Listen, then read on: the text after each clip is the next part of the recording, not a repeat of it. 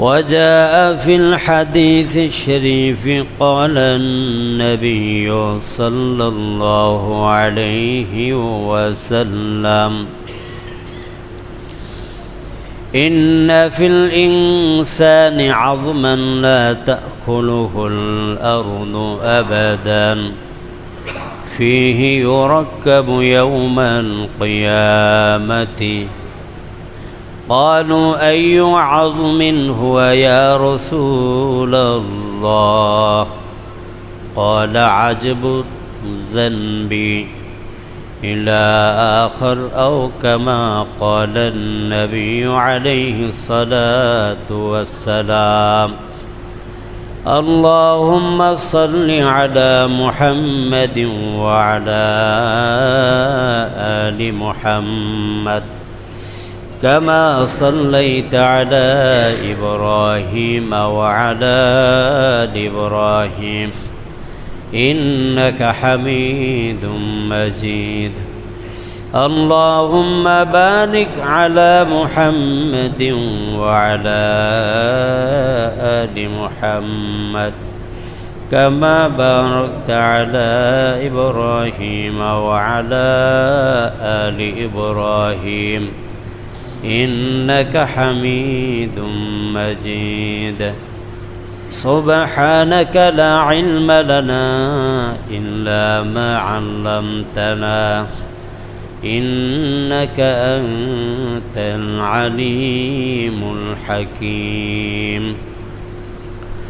الحمد لله আল্লাহ পাকের দরবার লাখ কোটি শুকর যে আল্লাহ তাআলা আমাদেরকে 9 আগস্ট 25 শ্রাবণ 1431 বাংলা 4 সফর মাসের 4 তারিখের 1446 হিজরির আজকের এই দিনে আল্লাহ তাআলা আমাদেরকে পবিত্র জায়গা পৃথিবীর শ্রেষ্ঠ ঘর মসজিদে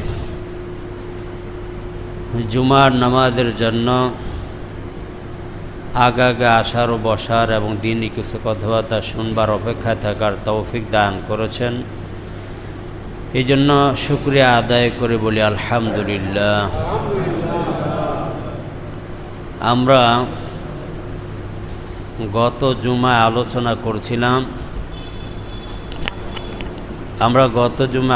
করছিলাম যে হযরতে সামুদ আলাইহিস সালাতু ওয়াস সালাম সালেহ আলাইহিস সালাতু ওয়াস সালামকে আল্লাহ তাআলা নবী রূপে প্রেরণ করেছিলেন সামুদ জাতির কাছে।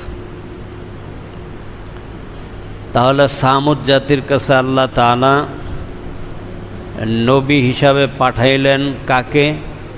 সালেহ আলাইহিস সালাতু ওয়াস সালামকে। তো গত জুমার আলোচনার সমাপনীতে আমরা বর্তমান চলমান কিছু বিষয় নিয়ে আলোচনা করব, কিন্তু সামুদ জাতির যে ঘটনা এটা শেষ হবে না, এটার জন্য সময় লাগবে। তা আমরা গত জুমার আলোচনা থেকে সূত্র ধরলাম সামুদ জাতির কাছে আল্লাহ তাআলা সালেহ আলাইহিস সালাতু ওয়াস সালামকে প্রেরণ করলেন, কারণ সামুদ জাতি পৃথিবীতে আসার পর তারা ফাস্তাহাব্বুল আমা অন্ধকারকে বেছে নিয়েছিল।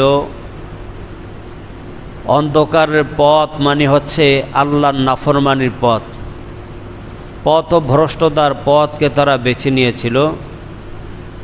আল্লাহ তাআলা তাদেরকে শাস্তি দেওয়ার আগে তাদের কাছে একজন নবী সালেহ আলাইহিস সালাতু ওয়াস সালামকে প্রেরণ করলেন। সালেহ আলাইহিস সালাতু ওয়াস সালাম এসে তার জাতির কাছে দাওয়াতের কাজ করতে লাগলেন, তার জাতিকে বুঝাইতে লাগলেন। সূরা হুদের মধ্যে আল্লাহ তাআলা এই বিষয়টি আমাদেরকে জানিয়ে দিলেন। তো সালেহ আলাইহিস সালাতু ওয়াস সালাম তার জাতিকে বললেন, ক্বালা ইয়া কওমি আবুদুল্লাহ, তোমরা এক আল্লাহ তাআলার ইবাদত করো। মা লাকুম মিন ইলাহিন গায়রু, আল্লাহর সাথে কাউকে ইলাহ সাব্যস্ত করো না। রাজত্বের মালিক একমাত্র আল্লাহ, ক্ষমতার মালিক একমাত্র আল্লাহ, তোমাকে আমাকে সৃষ্টি করার মালিকও একমাত্র আল্লাহ। অতএব গোলামি, দাসত্ব, হুকুম পালন হবে কার? এখন যদি গায়রুল্লাহর হুকুম পালন করে আল্লাহকে অসন্তুষ্ট করা হয়, তাহলে আমাদের উপর আল্লাহ তাআলার রহমত আসবে না গজব আসবে? বলেন কি আসবে? রহমত আসবে না গজব আসবে?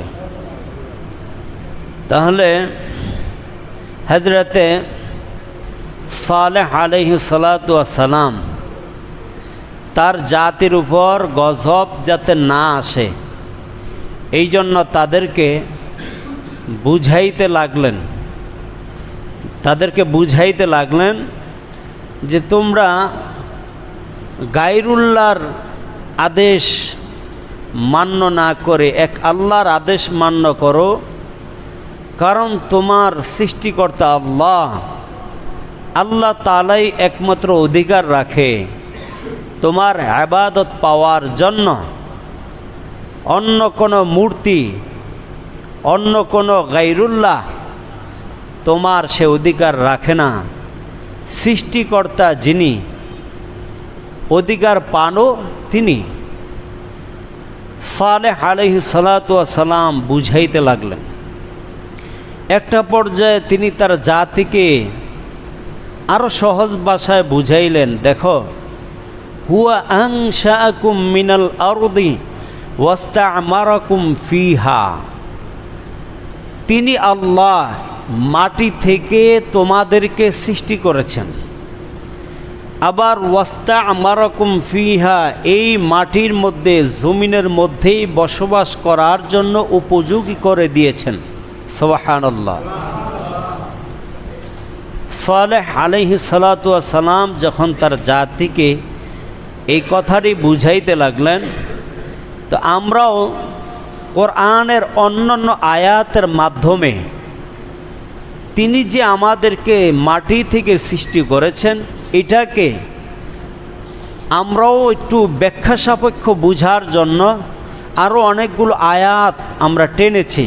অনেকগুলো আয়াত থেকে আমরা অর্থ শুনেছি এবং জানতেছিলাম যে আসলে আমাদের সৃষ্টিটা কিভাবে মাটি থেকে হলো। আমরা তো দেখি মায়ের গর্ভ থেকে আমরা আসতেছি, তাহলে মাটি থেকে আমাদের সৃষ্টি হলো কিভাবে?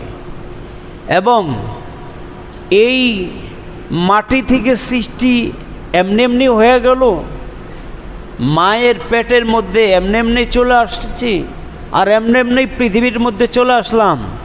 আল্লাহ তাআলা কি এর মধ্যে কোনো রহস্য বা কোনো সিস্টেম আল্লাহ তাআলা রেখেছেন কিনা, বা কতটা সিস্টেম আল্লাহ আমাদেরকে পৃথিবীতে পাঠাইলেন, এই বিষয়টা আমরা গত জুমায় কিছুটা অনুধাবন করতেছিলাম।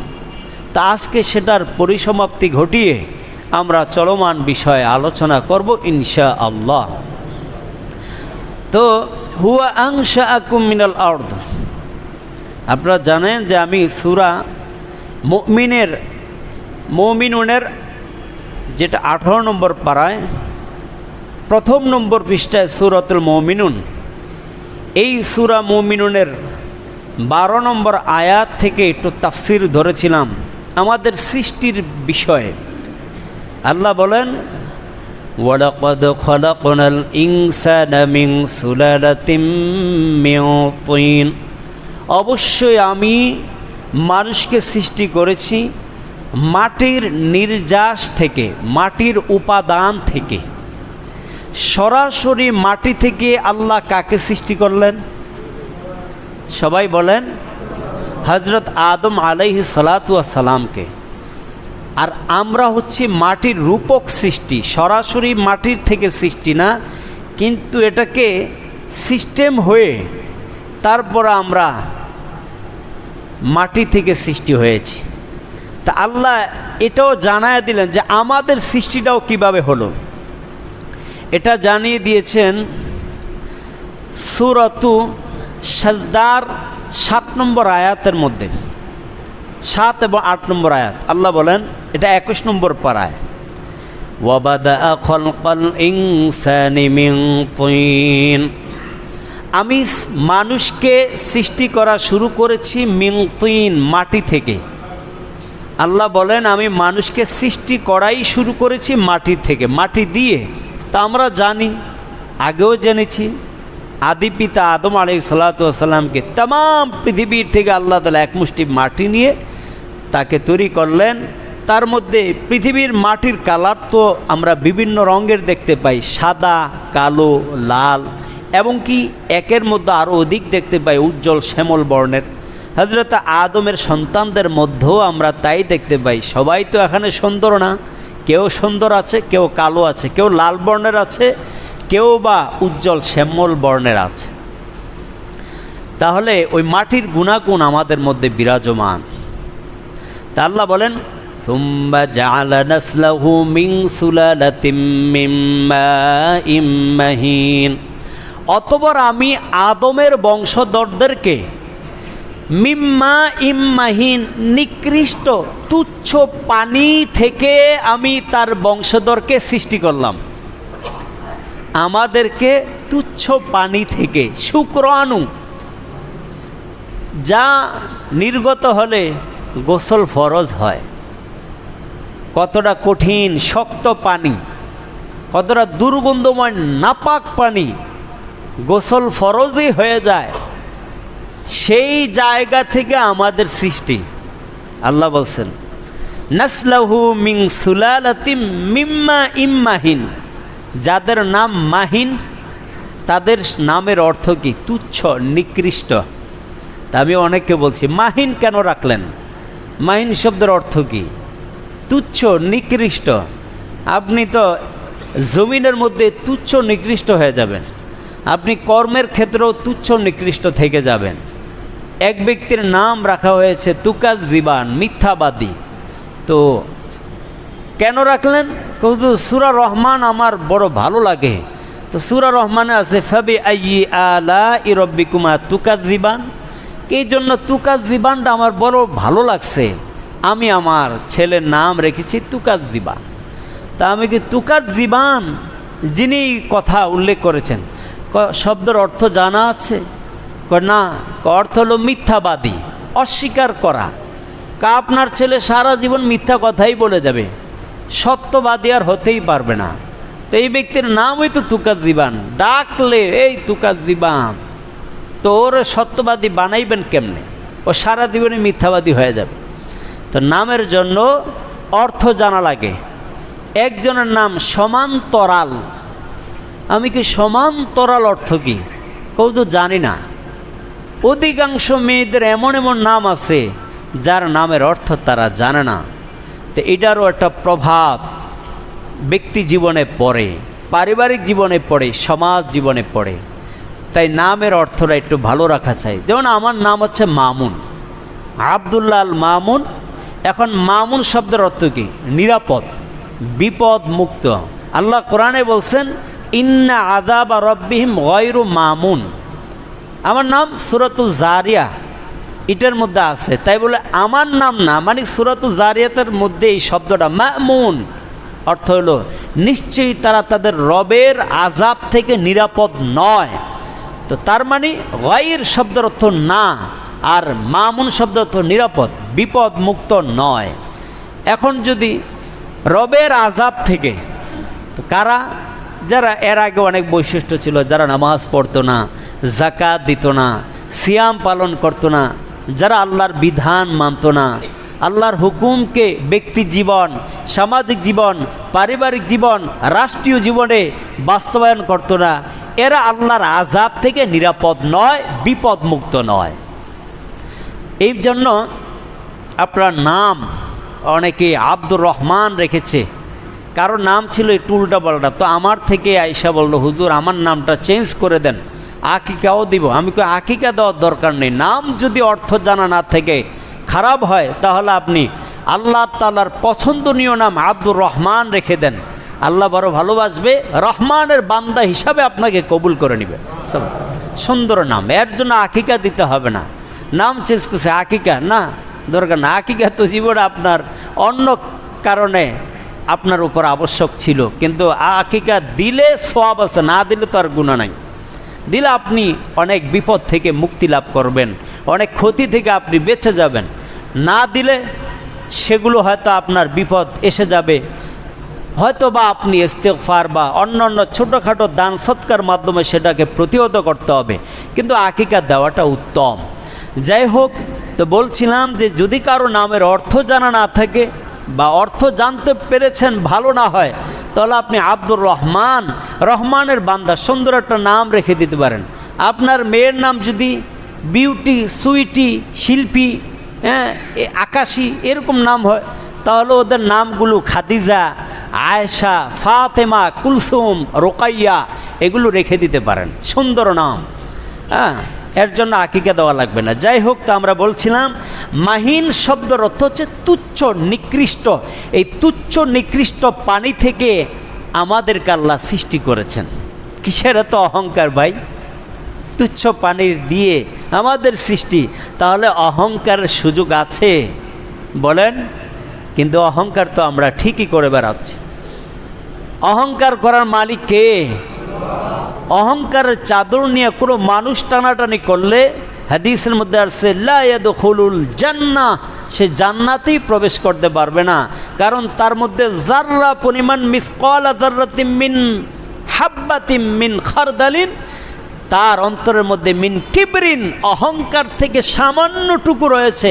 এর কারণে, কারণ সে আল্লাহর চাদর নিয়ে তার দিলের মধ্যে সামান্য পরিমাণ জায়গা দিয়েছে। অহংকার আল্লাহর চাদর, আল্লাহ তাআলাই পারেন তার চাদরকে যেখানে ইচ্ছা সেখানে এটাকে নড়াচড়া করতে। কোনো মানুষ আল্লাহর চাদরকে নিয়ে টানাটানি করার সুযোগ নেই। যদি থাকে, আল্লাহ তাআলা দুনিয়াতেও তার পদস্খলন করিয়ে দেখে দেন। কথা বলেন ঠিক কিনা? অতএব সাবধান, অহংকার করা যাবে না, ধম্ব করা যাবে না। সব কিছুর ক্ষেত্রে অহংকার আছে না নাই? এবাদতের ক্ষেত্রেও আমরা অহংকার করি। খুব পীর মাশায়েখ বুজুর্গ হয়ে গেছে, এ এবাদত কবুল হবে না। পারিবারিক সমাজের ক্ষেত্রে অহংকার করি, আমার চেয়ে আর বড় কে আছে? না, আপনার চেয়ে বড় অভাব নাই, আপনার চেয়ে অর্থওয়ালার অভাব নাই। রাষ্ট্রীয়ভাবে আমার চেয়ে আর কে বেশি ক্ষমতাধর আছে? আমাকে নামানোর কে আছে? না, আপনাকে নামানোর মতো অভাব নাই। কথা বলেন ঠিক কিনা? অভাব নাই। কিন্তু কোনো ক্ষেত্রে যেই সেক্টরে আপনি আমি থাকি না কেন, অহংকার করা যাবে না। এটা অহংকার একমাত্র করার মালিক কে? আল্লাহ তাআলা বলেন আমাদেরকে তুচ্ছ পানির নির্যাস থেকে সৃষ্টি করলেন। এরপর আল্লাহ বলেছে তোমাদেরকে যে মাটি থেকে সৃষ্টি করেছি বান্দা, এটা আমার নিদর্শন। আমি রবকে চিনার জন্য এই নিদর্শনটাই তোমরা একটু অনুধাবন করো। আল্লাহ বলেন সূরাতুর রুমের 20 নম্বর আয়াত, ওয়ামিন আয়াতিহি আন খালাকাকুম মিন তুরাবিন সুম্মা ইযা আনতুম বাশারুন তানতাশিরুন। আমি তোমাদেরকে মাটি থেকে সৃষ্টি করলাম, মাটি থেকে সৃষ্টি করার পর তোমরা জমিনের মধ্যে বিচরণ করো মানুষ রূপে। অতএব এক মানুষ আর এক মানুষের দিকে তাকিয়ে দেখো, একজনের চেহারা আরেকজনের সাথে কোনো মিল নাই। আমাদের দেশের মধ্যেও দেখেন ওই যে ফিঙ্গার যে একটা সিস্টেম, একজনের ফিঙ্গার দিয়ে আরেকজনের মোবাইলও খোলে না। আবার আসামিকেও ধরার জন্য এটাই যথেষ্ট। তার মানে বোঝা গেল হাতের এই যে রেখা, এগুলো কারোর সাথে মিল নেই। পৃথিবীর মধ্যে আদম নবী থেকে নিয়ে কিয়ামত পর্যন্ত যত মানুষ আসবে, কারোর সাথে ফিঙ্গারের এই যে হ্যান্ডের যে রেখা, এটা মিল হবে না। এবং কি চেহারাও একে অপরের সাথে মিল নেই। অথচ আমরা মানুষ, এর মধ্যে আল্লাহ তাআলার নিদর্শন আছে না নাই? আল্লাহ বলে দিয়েছেন যে আমার নিদর্শন তো এটাও একটা। এক মানুষ আরেক মানুষকে দেখেই তো সে আমি রবকে চিনতে পারে, আমি রবের ভয় তার মধ্যে লালন করতে পারে। জাগরণ করতে পারে, গুনাহ থেকে নিজেকে গুটিয়ে নিতে পারে, আমার নাফরমানি থেকে নিজেকে সেভ করতে পারে। কারণ সে আমার সৃষ্টি মানুষকে দেখে অনুধাবন করেছে, আমি আল্লাহকে সে কল্পনা করেছে যে আসলে এটা তো স্বাভাবিক কোনো সৃষ্টি নয়। এত এত মানুষ এখানে, এক পরিবারের কেউ কারোর সাথে হয় না, যেখানে যাই কাউকে কারোর সাথে মিল দেখতে পাই না। সুবহানাল্লাহ বলতেন না? আল্লাহ পাক রব্বুল আলামিন আমাদেরকে বলে দিয়েছেন যে আমি তোমাদেরকে মাটি থেকে সৃষ্টি করেছি, তোমরা জমিনে মানুষ রূপে বিচরণ করছো, এটা আমার বড় নিদর্শন। তাহলে আমরা জানতে পারলাম যে মাটি থেকে মানুষের সৃষ্টি হয়েছে। সূরা মুরসালাতের 20 নম্বর আয়াতের মধ্যে আল্লাহ জানায়া দেয়, আলাম নাখলুকুম মিন মাইম মাহিন, তোমরা কি দেখো না আমি তোমাদেরকে তুচ্ছ পানি থেকে সৃষ্টি করেছি। ফাজআলনাহু ফি করারিম মাকিন, অতঃপর আমি সেটাকে ফি করারিম মাকিন, নির্ধারিত নিরাপদ স্থানের মধ্যে আমি রেখে দিয়েছি। অর্থাৎ যেই স্বামী স্ত্রীর মিলনে যেই শুক্রাণু বের হয়, নির্গত হয়, এটাকে আল্লাহ তাআলা কোথায় রাখেন? নিরাপদ সংরক্ষিত একটা স্থানে আল্লাহ রেখে দেয়। আল্লাহ এটা বলছেন, সংরক্ষিত স্থানে তুচ্ছ পানিটা আমরা নির্গত হওয়ার পর গোসল আমাদের উপর ফরজ, আমরা গোসল করি, কিন্তু যেটা ভিতরে অনুপ্রবেশ ঘটে ওটাকে আল্লাহ নির্ধারিত সংরক্ষিত স্থানে আল্লাহ তাআলা এটাকে সংরক্ষণ করেন। কোনটা? যেটা দিয়ে আমার আর আপনার মতো মানুষ আল্লাহ সৃষ্টি করবেন, ওটা কোটি কোটি শুক্রাণু যায়। আল্লাহ তাআলা তার মর্জি অনুপাতে যদি একজনকে মায়ের রেহেমে রাখতে চান তো একজনেই রাখেন, বাকি সব মরে যায়। অথবা দুজনকে চাইলে দুজন, কারণ কারো কারো গর্বে আমরা 3 জন 5 জন 7 জনকেও দেখতে পাই। তাহলে আল্লাহ তাআলা বলেন যে আমি সেটাকে, যেটা দিয়ে আমি আমার আদমকে, আমি আমার বনি আদম, আমার বান্দা বান্দিদেরকে বানাবো, ওটাকে আমি নিরাপদ সংরক্ষিত স্থানে আমি এটাকে সংরক্ষিত করি। এরপর আল্লাহ বললেন সুম্মা খলাকনাল নুতফা, এবার আমরা ঢুকছি 14 নম্বর আয়াতের তাফসিরে। অতঃপর আমি এই নুতফা শুক্রাণুটাকে কিছুদিন পর আলাকা, জমাট বাঁধা রক্তে পরিণত করি। এরপর আল্লাহ বললেন ফাখলাকনাল আলাকাতা মুদগা, অতঃপর এই জমাট বাঁধা রক্তপিণ্ডটাকে আমি মুদগা, মাংস পিণ্ডে পরিণত করে দেই। তারপর আল্লাহ বললেন ফাখলাকনাল মুদগাতা ইযামা, যেই শুক্রাণুটাকে আমি রক্তপিণ্ডে পরিণত করি, এরপর রক্তপিণ্ডটাকে আমি মাংসপিণ্ডে পরিণত করার পর এই মাংসপিণ্ডটাকে আমি হাড় বলছে ইযামা, আমি হাড্ডিতে পরিণত করি। কয় কোন হাড্ডি? ব্যাখ্যা আছে হাদিসের মধ্যে। আল্লাহ রাসূল সাল্লাল্লাহু আলাইহি সাল্লাম বললেন সেই হাড্ডিটাও হলো ইন্না ফিল ইনসানি আযমান, নিশ্চয়ই মানুষের মধ্যে এমন একটা হাড় রয়েছে, হাড্ডি আছে, লা তাকুলুহুল আরদু আবাদান, জমিন কখনো সে হাড্ডিটাকে ভক্ষণ করতে পারে না। কোন হাড্ডি? ফিহি ইউরাক্কাবু ইয়াউমাল কিয়ামাতি, কয় এমন একটা হাড্ডি যে হাড্ডি দিয়ে আল্লাহ কিয়ামতের ময়দানে আজকে যে মানুষ আছি সেই মানুষটা আবার পুনরায় উদ্ধার হবে, পুনরায় জীবন লাভ করবে যে হাড্ডির মাধ্যমে। সেই হাড্ডি সাহাবা ইকরাম বললেন ক্বালু আইয়ু আযমিন হুয়া ইয়া রাসূলুল্লাহ, ইয়া রাসূলুল্লাহ এটা আবার কোন হাড্ডি যে হাড্ডি দিয়ে আবার মানুষ তৈরি হবে? আল্লাহ নবী বললেন ক্বালা আজবুয যানবি, আজবুয যানবি মানে মেরুদণ্ডের হাড়, যেটা পিঠের পিছনে একদম নিচে, নিতম্বর নিচে মেরুদণ্ডের ছোট্ট একটা হাড় দেখতে পাই।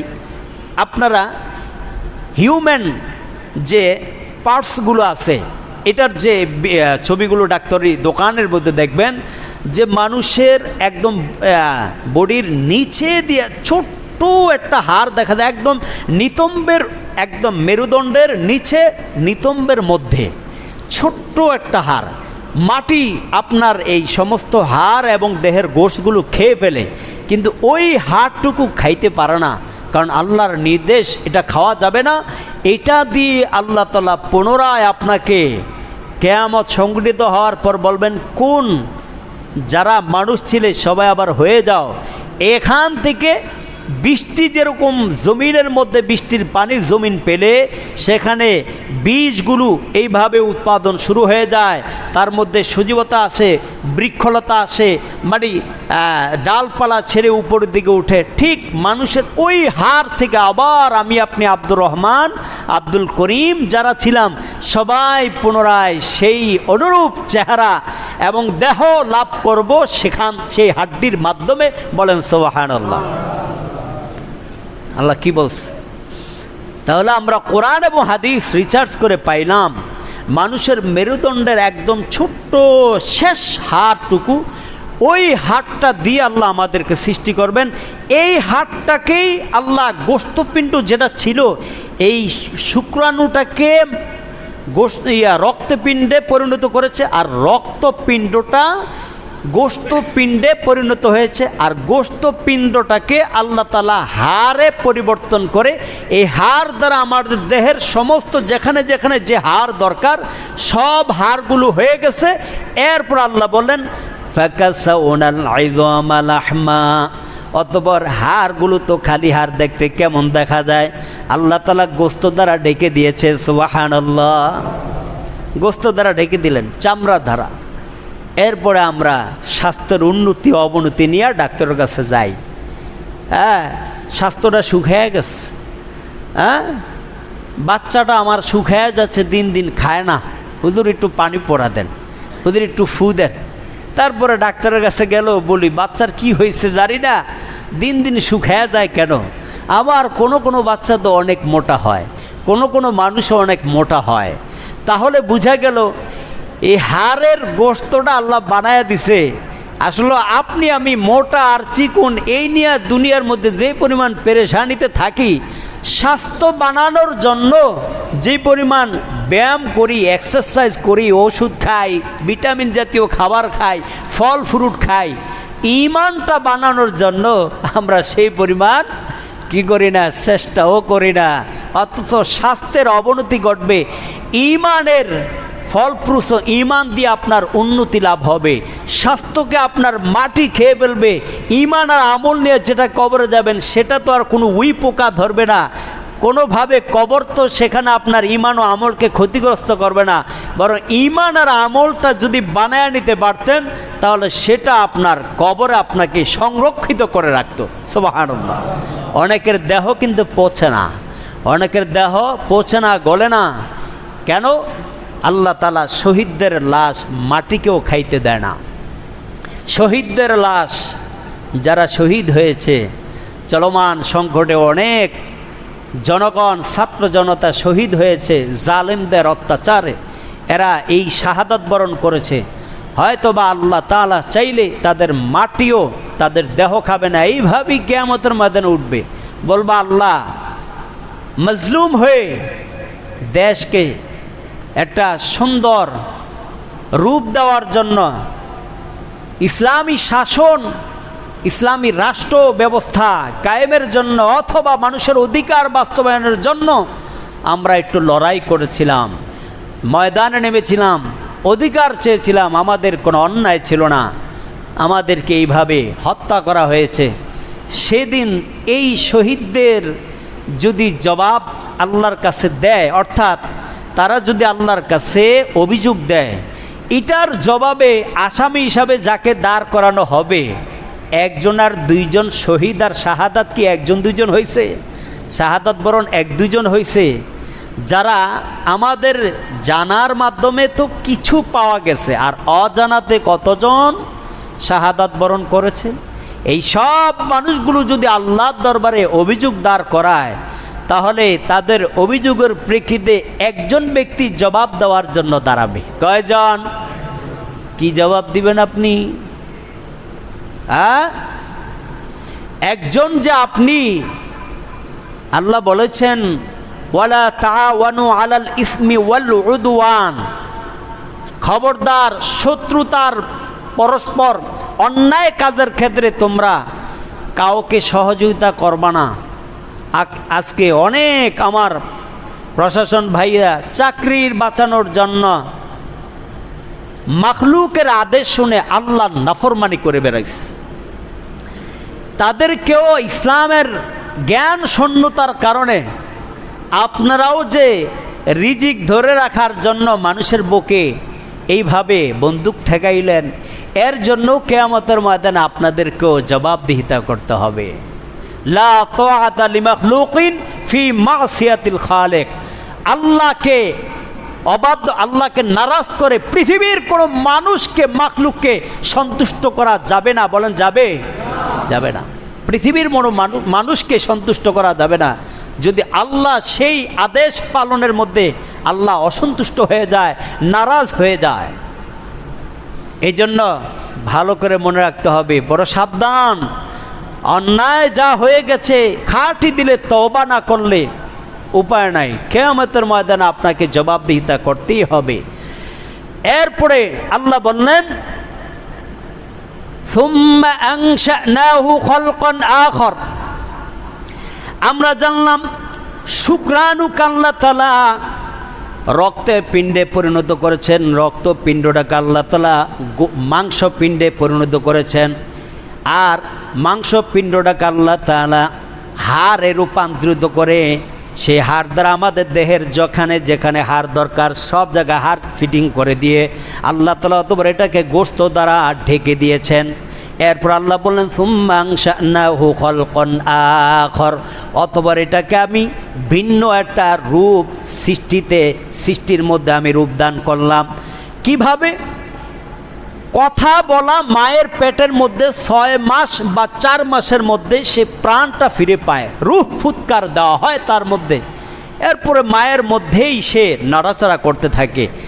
হাদিসটি আমরা বলছিলাম যে বলবো এই জুমায়, সে হাদিসটি হচ্ছে সহিহ বুখারী 4545 নম্বর হাদিস।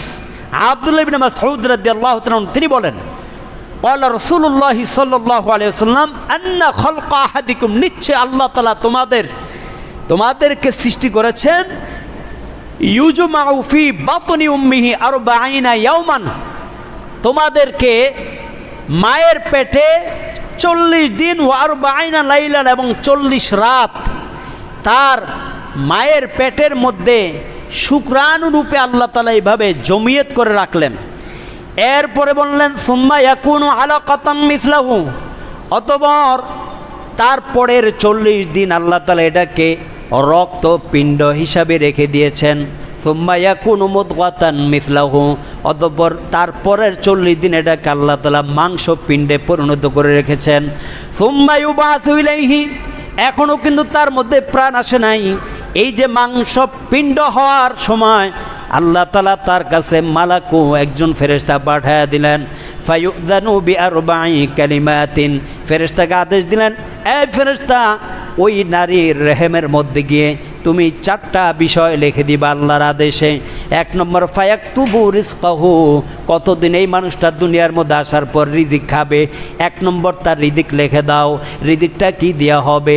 ইলিশ মাছ দেওয়া হবে না বোয়াল মাছ দেওয়া হবে, শাক দেওয়া হবে না কোনো ওরকম কী কয় বুফে হবে, 13 আইটেমের হবে না 15 আইটেমের হবে, কখন কোন রিজিক খাবে সব তখন ফেরেশতা লিখে দেয়। সুবহানাল্লাহ। ফেরেশতা 1 নম্বর তার রিজিক লিখে দেয়। ওয়াজালুহু, কতদিন পৃথিবীর মধ্যে বাঁচবে তার সময়টা লিখে দেয় 2 নম্বর। 3 নম্বর ওয়ামালুহু, তার আমলটা কি হবে। ওয়াশাকিয়ুন, সে কি সৌভাগ্যবান হবে, আম সাঈদুন, না হতবাগা, সে কি হতবাগা হবে না সৌভাগ্যবান। পৃথিবীর জমিনে এটাও লিপিবদ্ধ করে দেওয়া হয়। 4টা বিষয় লিপিবদ্ধ করে দেয়। কেউ কেউ বলেছেন 5টা বিষয়। হতবাগা আর সৌভাগ্যকে এক কাতারে একটা পয়েন্টে ধরেছেন। এই মানুষটা পৃথিবীর মধ্যে কতদিন রিজিক খাবে দেখেন, এখনও কিন্তু সে মানুষ হয় নাই, মাত্র মাংস পিণ্ডেতে এসে থেমে গেছে। 3:40 সে মাংস পিণ্ডেতে এসে থেমে গেছে। এখন ফেরেশতা আল্লাহ পাঠায়া তাকে নির্দেশ দিলেন, লিখে দাও তার রিজিক।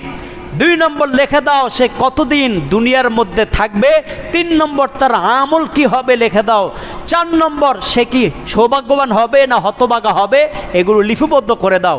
4টা জিনিস লিপিবদ্ধ করার পর তাকদির মানে এই যে তাকদিরটা লিপিবদ্ধ করে দিয়েছে, এরপরে বলেন সুম্মা ইয়ানফুকু ফীহির রূহু, তারপরে গিয়ে তার মধ্যে 3:40 পরে রুহটা ফুৎকারে দেয়। একটা গর্ভে যখন আপনার শুক্রাণুটা যখন রক্তপিণ্ডে আসে, মাংসপিণ্ডে আসে, এরপরে 40 যখন গিয়ে হাড়ের মাধ্যমে এটা একটা গোস্তর দ্বারা ঢেকে যায়, তখন এর মধ্যে রূহ ফুৎকার দেওয়া হয়। ফাইন্না আহাদাকুম, তারপর কি বলছে দেখেন, নিশ্চয়ই তোমাদেরকে লা ইয়ামালু বিআমালিন আহলিল জান্নাতি, পৃথিবীর মধ্যে আসার পর একটা মানুষ জান্নাতের আমল করতে থাকে, হাত্তা লা ইয়াকুনু বাইনাহা ওয়া বাইনাহু ইল্লা যিরাউন, এমনকি জান্নাত এবং তার মাঝে 1 গজ মাত্র ব্যবধান থাকে। মানুষটা ইবাদত করতে করতে এই পরিমাণ জান্নাতের নিকটবর্তী হয়ে গেছে। এখন খুশি হওয়ার কথা না? মানুষটা দুনিয়াতে আইসা পড়ছে, ইবাদত করতে করতে জান্নাতের কাছেও পৌঁছে গেছে, আর মাত্র 1 গজ বাকি আছে, জান্নাতে পৌঁছে যাবে। এখন কি বলতেছে নবীজি, ফায়াসবিকু আলাইহিল কিতাব, ওই যে প্রাণ দেওয়ার আগে তার জন্য 4টা বিষয় লিপিবদ্ধ ছিল, সে কি সৌভাগ্যবান হবে না হতভাগা হবে, তার লিখিত তাকদীরটা অনুযায়ী এখন সে তার সাথে ফায়সালা করে। ফায়ামালু বিআমাদি আহলিন নার, অতঃপর সে ওই যে তাকদীরে যদি থাকে, লিপিবদ্ধ যদি থাকে এই মানুষটা জাহান্নামী হবে, তাহলে যে মানুষটা জান্নাতের ইবাদত করতে করতে জান্নাতে যাওয়ার জন্য আর মাত্র 1 গজ বাকি আছে জান্নাতে ঢুকতে, তাকদীরের ফায়সালা অনুযায়ী সে ওই 1 গজ থেকে রিমুভ হইয়া আবার সে এমন কিছু কাজ করে জাহান্নামের কাজ, অবশেষে সে মৃত্যুবরণ করে জাহান্নামী হয়ে, বলেন নাউজুবিল্লাহ। তাকদীরের ফায়সালা। এরপর আরেকজন ফায়াদুখুলুন নার, অতঃপর সে জাহান্নামে প্রবেশ করে। এরপর বলছে ওয়া ইন্না আহাদাকুম লা ইয়ামালু বিআমালি আহলিন নারি হাত্তা মা ইয়াকুনু বাইনাহা ওয়া বাইনাহু ইল্লা যিরাউন, আর নিশ্চয়ই তোমাদের মধ্যে কেউ কেউ আছে যারা জাহান্নামী কাজ করতেছে, জীবনভর পাপাচার আল্লাহর নাফরমানি করেই যাচ্ছে, হাত্তা মা ইয়াকুনু বাইনাহা ওয়া বাইনাহু ইল্লা যিরাউন, এমনকি তার মাঝে এবং জাহান্নামের মাঝে 1 গজ মাত্র দূরত্ব, মরলে অথবা এখনই সে জাহান্নামে প্রবেশ করবে, মাত্র 1 গজ দূরত্ব আছে। কিন্তু ইল্লা যিরাউন ফায়াসবিকু আলাইহিল কিতাবু ফায়ামালু আমালুহু আহলুল জান্নাতি ফায়াদখুলুহা, ওই বান্দার যে তাকদীরের মধ্যে লেখা ছিল এই মানুষটা দুনিয়ার মধ্যে সৌভাগ্যবান হবে, এই জন্য তার তাকদীর কি করে জাহান্নামের যাইতে মাত্র 1 গজ বাকি, এখান থেকে আল্লাহ তাকে রিমুভ করে দেয়। অবশেষে সে যেই কয়দিন বেঁচে থাকে জান্নাতের জন্য আমল করে, অবশেষে যে জান্নাতি মৃত্যুবরণ করে। সুবহানাল্লাহ। কত মানুষকে দেখি সারা জীবন খালি অন্যায় করে, এই জন্য ঘৃণা করা যাবে না, পাপাচারকেও ঘৃণা করা যাবে না। বলা যায় না যে তার তাকদীরে কি লেখা আছে, আল্লাহ কি তাকে জান্নাত দিবে না জাহান্নাম দিবে, সে কি অন্তিম মুহূর্তের আগে জান্নাতি হয়ে মরে না জাহান্নামী হয়ে মরে, তার কর্ম বলে দিবে। এজন্য আমরা নিজেরাও ইবাদত করতে করতে এমনটা মনে করা যাবে না যে আমি তো মনে হয় ফাইনালি জান্নাতি হয়ে যাব, না।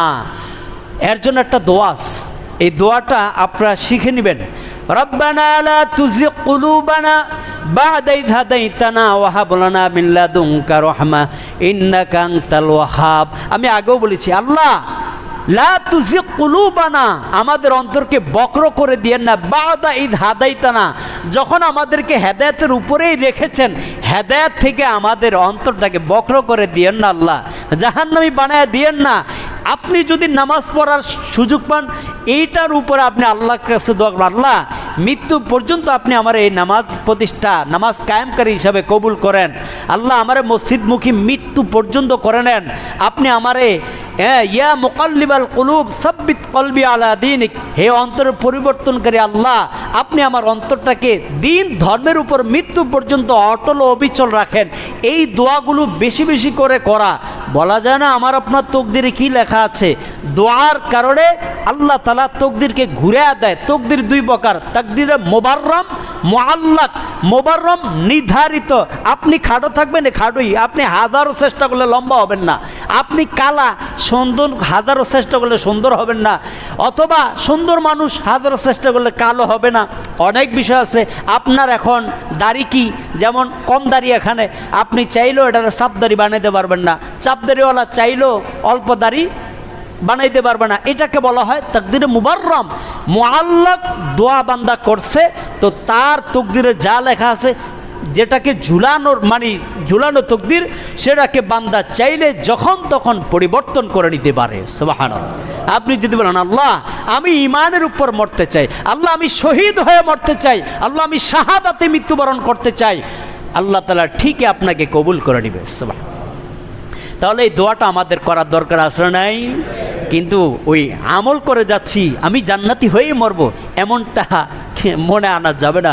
আবার আমি জাহান্নামী আমল করে যাচ্ছে না এক লোক, তাকে খুব ঘৃণা করতেছি, দূরে সরাইয়া দিতেছি, এটাও বলা যাবে না, এটাও করা যাবে না। আল্লাহর জন্য রাগ করতে হবে আর বুঝাইতে হবে, ভাই না ভাই, ভাই আসেন না, ভাই যায়েন না, কই যান ভাই, আল্লাহ আমাদেরকে নামাজের তৌফিক দিয়েছে, তা আপনাকেও আমরা নিয়ে যাই, আসেন না, আপনিও জান্নাতি হন। এই দরদ মাখা দিল নিয়ে যখন কাজ করবেন, তো আল্লাহ তাআলা আগে আপনার জন্য জান্নাতটাকে ফায়সালা করে দিবেন। মানুষের মাঝে দরদ নিয়ে কাজ করতে হবে।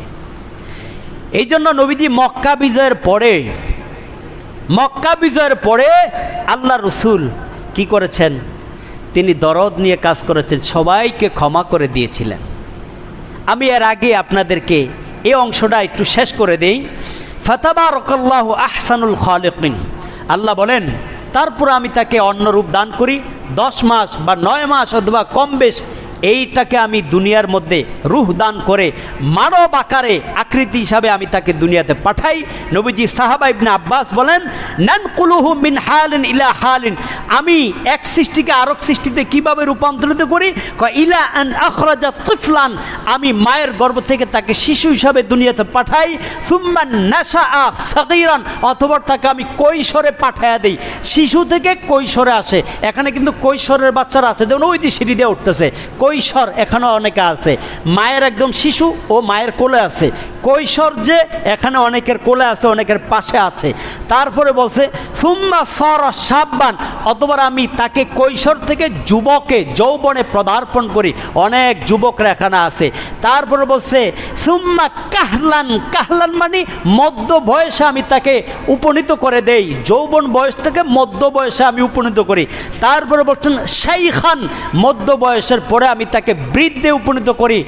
এরপরে বলছেন হারামান, বৃদ্ধের পর আমি অতিশয় দুর্বল বৃদ্ধে পরিণত করে তারপর আমি তাকে দুনিয়া থেকে আবার বিদায় গ্রহণ করে দিই।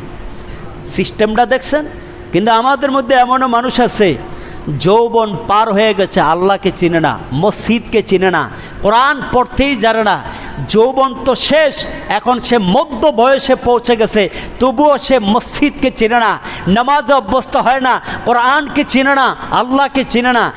মধ্য বয়স পার হয়ে গেছে, শাইখান বৃদ্ধ বয়সে পরিণত হয়ে গেছে, 60 বছরে পৌঁছে গেছে, এখনও তার নামাজ ধরার চিন্তা নাই, এখনও সে আল্লাহর বিধান মানার চিন্তা নাই, ইবাদত করে আখিরাতকে ঘোরার কোনো চিন্তা তার নাই।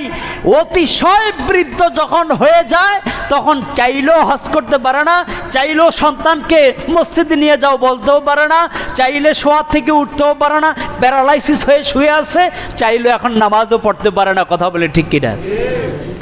পরিবর্তন হইবেন কোন বয়সে? আল্লাহ তো এখানে কয়েকটা সিস্টেম জানাই দিচ্ছে।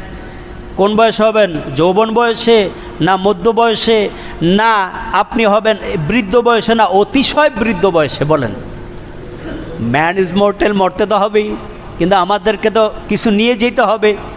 একজন তো বহুজন তো আছে ক্ষমতার জন্য, 70, 75, 80 হয়ে গেল, দুনিয়া উন্নতির জন্য চিন্তা করে গেল। এখন আল্লাহ একটু অবসর দিছে, পরকালের জন্য কিছু ইবাদত করে, এই সুযোগে তওবা কর, না হয়তো দুনিয়াও ক্ষমা নাই, পরকালও ক্ষমা নাই। এটা তো সুযোগ। কেমন লোভ মানুষের! মানুষ অর্থ আর ক্ষমতার লোভ কোনোদিন ছাড়তে পারে না, জানেন? কিন্তু আমার ক্ষমতা দেওয়ার পরকালে, আমার প্রায়োরিটি দরকার পরকালে, দুনিয়ার মধ্যে তো দরকারই। যদি আমি সৎভাবে চলি, ইসলামী রাষ্ট্র কায়েমের জন্য আমি সংগ্রাম করি, অবশ্যই আল্লাহ তাআলা আমাদের জন্য আসমান এবং জমিনের বরকতের দরজা খুলে দিবে। শুধু তাই নয়, আমাদের জন্য বলছে যে তোমরা যেভাবে চাইবা আমি আল্লাহ তোমাদেরকে সেইভাবেই পৃথিবীকে তৈয়ার করে দিব, তোমাদের হুকুম মতো পৃথিবী তোমরা পরিচালনা করবা। তবে সেই হুকুমের মধ্যে আমি আল্লাহর সমস্ত আইন বিধানগুলো তোমরা লালন করতে হবে, পালন করতে হবে, বাস্তবায়ন করতে হবে। একমাত্র আইন পালনের মধ্যে শান্তি। কোন আইন? ইসলামিক আইন, কোরআনের আইন, আল্লাহ তাআলার বিধানের আইন। এই বিধানের আইন যদি লঙ্ঘন হয় কোনো সমাজে, পরিবারে, রাষ্ট্রে, তখন বেবরকতি সমাজ হবে, বেবরকতি রাষ্ট্র হবে। আল্লাহর কোনো রহমত আর বরকত যদি ওই রাষ্ট্রের মধ্যে না থাকে, তাহলে আপনি কোন অর্থ দিয়ে, কোন ক্ষমতা দিয়ে, কোন শক্তি দিয়ে আমরা শান্তি ফিরিয়ে আনতে পারবো বলেন? পারবো? আল্লাহর আইন যখন রাখবেন তখন সব কিছু ঠিক থাকবে। এই জন্য মক্কা বিজয়ের ক্ষেত্রে আল্লাহ রসুল সাল্লাল্লাহু আলাইহি ওয়াসাল্লাম যে এক নিদর্শন আমাদেরকে দেখিয়েছেন, আল্লাহ তাআলা বলেন যে আমি যে এই মানুষগুলাকে সৃষ্টি করার পর সর্বশেষ বলতেছেন ফাতাবারাকাল্লাহ আহসানুল খালিকিন, আমি তাকে সর্বোত্তম মানুষ হিসাবে সৃষ্টি করেছি। আল্লাহ তাআলা কত মহান, কত মহান আল্লাহ! মানুষকে এত সুন্দর রূপ দান করলেন, পৃথিবীর বুকে কোনো মাখলুকাতের মধ্যে এত সুন্দর পাওয়া যায় না। সুবহানাল্লাহ বলেন না? এত সুন্দর সৃষ্টি পাওয়া যায় না। আল্লাহ সূরাতুত তিনের 4 নম্বর আয়াতের মধ্যে বলেন লাকাদ খালাকনাল ইনসানা ফি আহসানি তাকওয়িম, অবশ্য আমি আল্লাহ মানুষকে সুন্দর অবয়বে, জ্ঞানে, বুদ্ধিতে আমি তাদেরকে সুন্দর যোগ্যতা দিয়ে সৃষ্টি করেছি।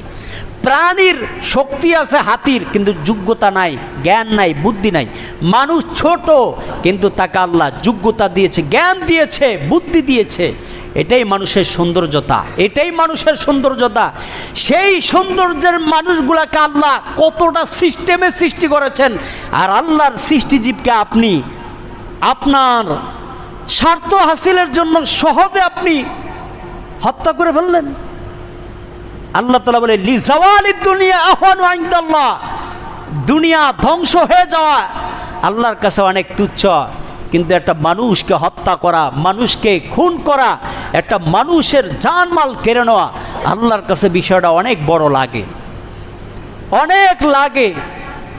জালেম যখন জুলুম করতে করতে সীমা অতিক্রম করে, তখন আল্লাহ তাআলা মাজলুমদের সহায় হয়ে যায়। মাজলুমদের সমন্বয়ে আল্লাহ তাআলা জালেমকে প্রতিহত করে, সেটা আমরা অলরেডি দেখতে পেয়েছি। কিভাবে আল্লাহ তাআলা মাজলুমদের সমন্বয়ে আল্লাহ তাআলা জালেমদেরকে প্রতিহত করে আল্লাহ দেখিয়ে দিয়েছে। এই জন্য মাজলুমদের সঙ্গী হবেন, জালেমদের সঙ্গী হবেন না। বলেন কার সঙ্গী হতে হবে? মাজলুমদের সঙ্গী হবেন, কারণ তাদের দোয়া আল্লাহ কবুল করে। আল্লাহ মাজলুমদের সাথে থাকে, আর জালেমদের সাথে আল্লাহ থাকে না। আল্লাহ নিজেই বলেছেন ইন্নাল্লাহা লা ইউহিব্বুয যালিমিন, আল্লাহ জালেমদেরকে ভালোবাসে না। যখন জালেমদেরকে ভালো না বাসে, ওই জালেম যদি ক্ষমতাও থাকে, তাহলে ওই জালেমের দ্বারা রাষ্ট্র কোনোদিন শান্তি এবং কল্যাণকর হবে? কোনোদিন হবে না। তখন আপনি যদি এখন বলেন হুজুর আপনি কোন দিকে কথা টানান, আপনি যার দলেরই হন না কেন, আমার কথা হচ্ছে একজন জালেম দ্বারা যদি রাষ্ট্র পরিচালনা করা হয়, সে যদি আল্লাহর বিধানের বাহিরে চলে যায়, আল্লাহ নিজেই বলছেন আমি জালেমদেরকে ভালোবাসি না, জালেমদের সংখ্যা দিতে হবে আমাকে নতুন করে। আপনারা জানেন না জালেম কাকে বলে? অতএব আল্লাহ তাআলা যেখানে জালেমকে ভালোবাসে না, আপনি কোন অধিকারে জালেমকে ভালোবাসবেন? আপনার কোনো অধিকার নেই। আল্লাহর সৃষ্টি হয়ে আল্লাহর জমিনে আপনি জালেমদেরকে ভালোবাসবেন, তাহলে ডিরেক্টলি আপনি আল্লাহর বিরুদ্ধাচরণ করার জন্য আপনি কুফরের দিকে প্রবেশ করলেন। আপনার ঈমানকে নবায়ন করতে হবে। এই জন্য আমাদেরকে জালেমদের সঙ্গে হওয়া যাবে না। আল্লাহ পাক রব্বুল আলামিন জালেমকে যুগে যুগে এইভাবে নির্মূল করেন। সেই নির্মূলতার ক্ষেত্রে আল্লাহ শুকরিয়া আদায় করতে হবে যে আল্লাহ আমাদের মজলুমদের সহায় হয়েছে, মজলুমদের সহায় হয়েছে। আজকে তার সেই শুকরিয়ার বিপরীতে আমরা কি করি? আমরাও অনেকটা জালেমদের কিছু কিছু কালচার, কিছু কিছু অভ্যাস আমরাও দেখিয়ে দিয়েছি। এই যে আপনারা দেখছেন ক্ষমতাচ্যুত না হতেই আমরা যারা এলাকা ভিত্তিক বিভিন্ন জায়গায় দেখেছি এই যে একটা রাষ্ট্রীয় সম্পদ নষ্ট করা হয়েছে।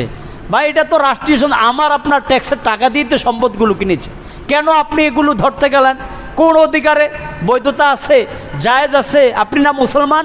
এটা হালাল হইলে তো ইমাম সব আগে যাইতো, কারণ বহু ইমাম তো এরকম পদস্খলন করছে, বহু ইমাম মজলুমের শিকার হয়েছে, জালেম বহু ইমামকে মিম্বর থেকে ছিন্ন করে দিয়েছে, বহু ইমাম আলেমকে জেলবন্দি করেছে। তো তারা তো অধিকার ছিল এগুলো নেওয়ার, তারা কেন নিতে গেল না?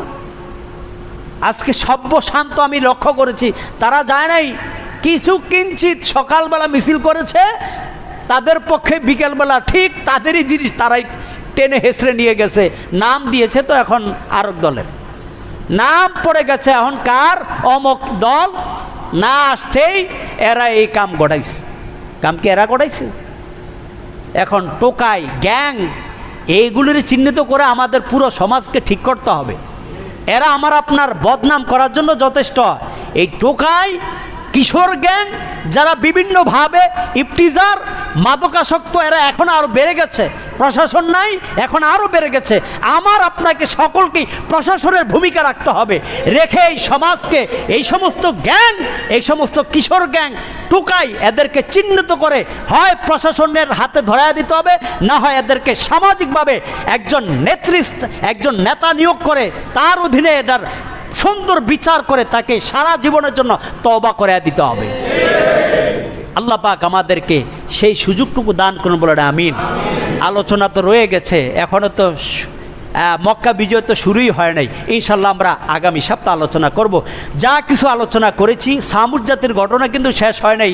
সামুদ জাতির কিছু একটা বিষয় আমরা আলোচনা করতে গিয়ে আমরা বলেছিলাম, সালেহ আলাইহিস সালাম যে বলেছিল তার জাতিকে আল্লাহ তাআলা মাটি থেকে সৃষ্টি করেছেন। আমরা কিভাবে মাটি থেকে সৃষ্টি হলাম, মাটির তৈরি মানুষের মূল্য কত, আর আমাদেরকে এইভাবে শেষ করে দেওয়ার ক্ষমতা যারা দেখাইছে তারা কত বড় জালেম হয়েছে, এই সব বিষয় আমরা বিশ্লেষণ করে জানতে পারলাম।